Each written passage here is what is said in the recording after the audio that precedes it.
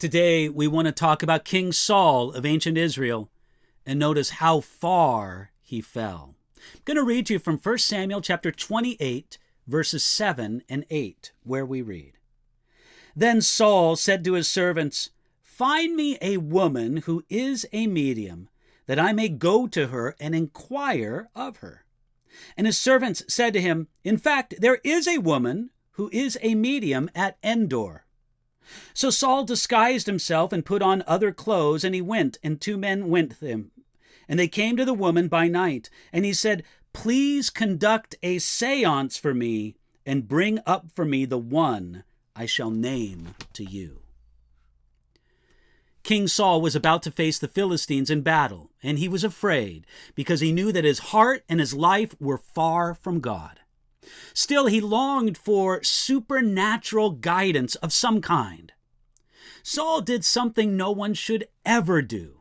He said, "Find me a woman who is a medium, that I may go to her and inquire of her." It wasn't easy to find a medium in the land of Israel because Saul had previously put them out of the land. So Saul asked his staff to find him one, and they suggested a woman in the city of Endor. Traditionally, this woman is known as the Witch of Endor. It may be appropriate to call her a witch, but it's more accurate to call her a medium or a necromancer, one who makes contact with the dead. The Hebrew word for medium is ob, and it has some idea of mumbling or speaking with a strange, hollow sound, as if one were a mere channel for the voice of the dead speaking through them.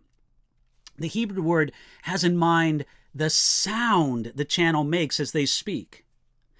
Now, the English word medium has in mind the concept of a channel. They supposedly stand in between the world of the living and the dead, and they communicate between the two worlds.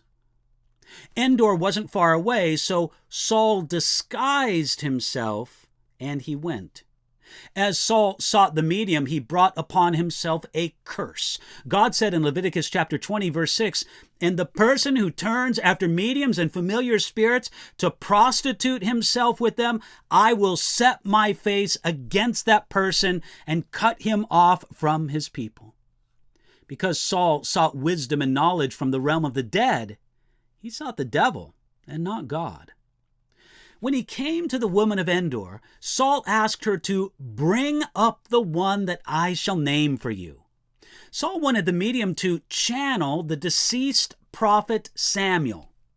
He did this because he wanted to know what God might say to him. Saul was like a man going to a palm reader to hear the will of God. This shows us the depth of Saul's fall from God and how it affected his mind. He obviously wasn't thinking clearly here. We would never make it this simple. Saul went to the devil to hear from God. Now, he even never thought that he would fall that far. But once Saul rejected the truth, he was likely to fall for even the most foolish deception. Saul remains a warning to every one of us.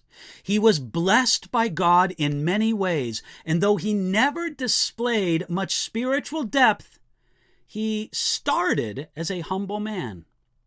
Yet Saul spent the last night of his life asking the devil for a word from God. Again and again, we need to trust in the God who's able to keep us from falling and to abide in him. If day by day we seek him by his grace, we won't end having fallen so far. Keep that in mind as you walk with the Lord today.